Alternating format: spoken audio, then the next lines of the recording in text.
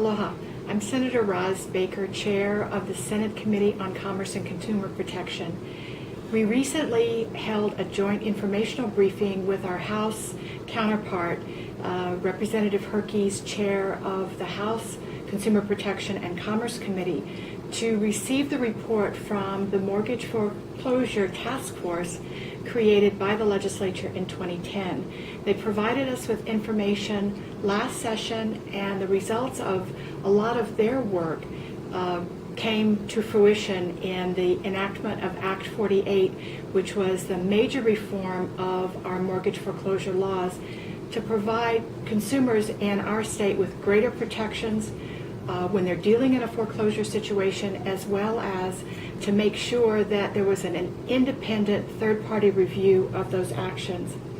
This year, after the law had been in operation for almost a year, we had an opportunity to hear from the task force on any areas that we might need to tweak to make it work better, to resolve some inconsistencies or other kinds of things that arise when you have a piece of legislation that is the result of compromise, as well as looking at ways that our dispute resolution and the counseling provisions in the law can work better for consumers.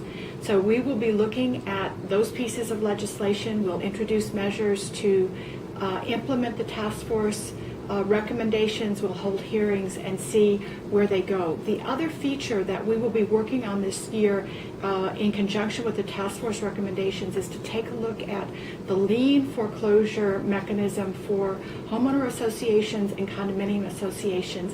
It's a little different animal than the regular foreclosure, but it's very important to those of us who live in condominiums or in single-family houses that are part of a homeowner association.